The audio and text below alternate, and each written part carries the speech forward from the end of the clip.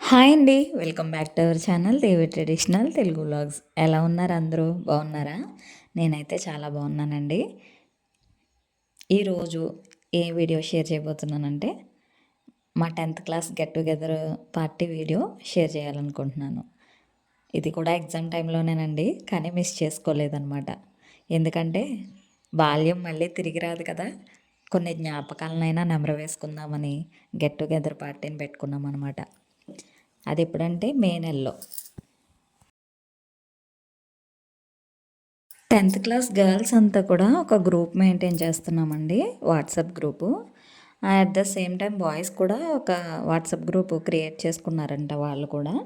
1 year నుండి అనుకుంటున్నాం girls అంతా కూడా ఇలా గెట్ టుగెదర్ పెట్టుకుండా ఒకసారి కలిస్తే బాగుండు.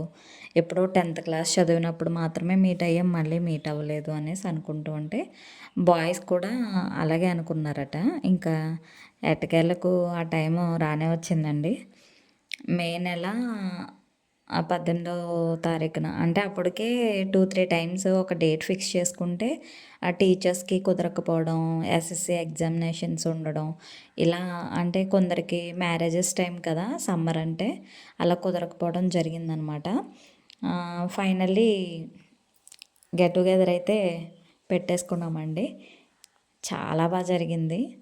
ఆ రోజు మేమందరం కూడా ఒక్కొక్కళ్ళం మాట్లాడాము. ఫస్ట్ స్పీచ్ అయితే నేనే ఇచ్చాను. తర్వాత అందరూ ఒక్కొక్కరుగా మాట్లాడుతూ వచ్చారు. అందరం స్టేజ్ మీద ఇవ్వలేదనుకోండి స్పీచ్. టైం కూడా లేదు. కొంచెం లేట్గా స్టార్ట్ చేసామన్నమాట. 10:30 to 11 అయిపోయింది స్టార్ట్ చేసేసరికి. అలా ఒక్కొక్కళ్ళు మాట్లాడుతూ ఉంటుంటే టీచర్స్ వచ్చారు. వాళ్ళని స్టేజ్ పైకి ఇన్వైట్ చేశాము. ఏం స్పీచ్ ఇచ్చాము అంటే, అప్పుడు స్కూల్ టైంలో మేము చేసిన అల్లర్లు, చదువుకున్న చదువు, టీచర్స్ మాకెలా టీచ్ చేసేవారు, ఇవన్నీ కూడానమాట. తర్వాత వాళ్ళు మా టీచర్స్ కూడా మాట్లాడారు. ఆ టైంలో మా బ్యాచ్ ఎలా ఉండేది ఏంటి అనేసి.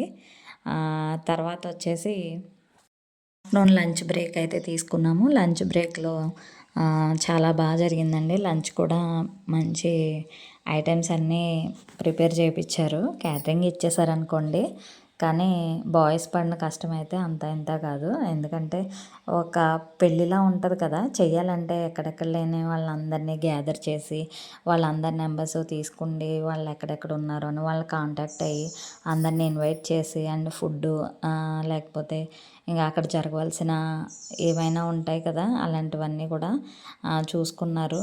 అంతా బాయ్సే చూసుకున్నారండి. గర్ల్స్ వైపు నుండి కూడా అందరినీ గ్యాదర్ చేయడానికి మా ఫ్రెండ్స్ అందరూ కూడా చాలా సపోర్టివ్గా ఉన్నారనమాట. ఇలా అండ్ ఫుడ్లో ఐటమ్స్ నాన్ వెజ్ తినే వాళ్ళకి నాన్ వెజ్, వెజ్ తినే వాళ్ళకి వెజ్ కూడా ఉంది. మేమైతే నాన్ వెజ్ తిన్నామండి.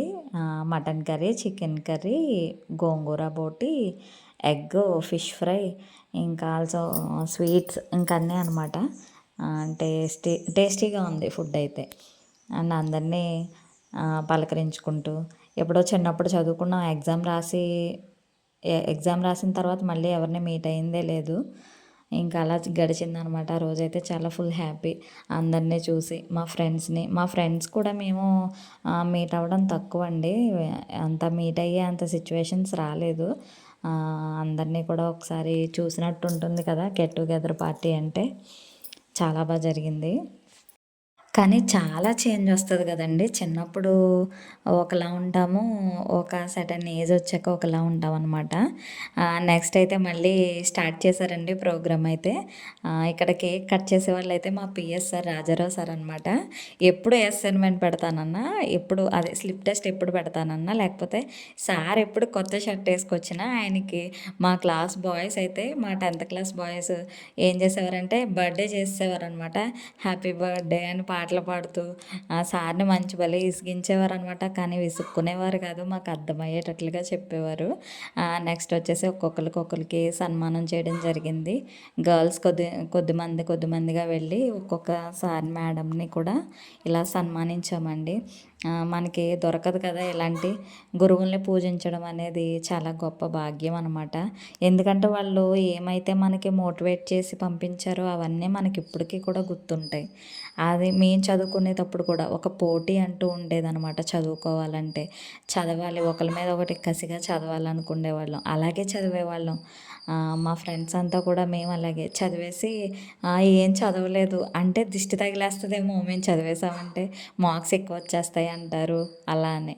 అండ్ సార్సే కాకుండా అక్కడ గెట్ టుగెదర్కి మెయిన్ రోల్ చేసిన శ్యామ్ సార్ అండి. శ్యామ్ సార్ అంటే ఇంగ్లీష్ టీచ్ చేసేవారు అనమాట.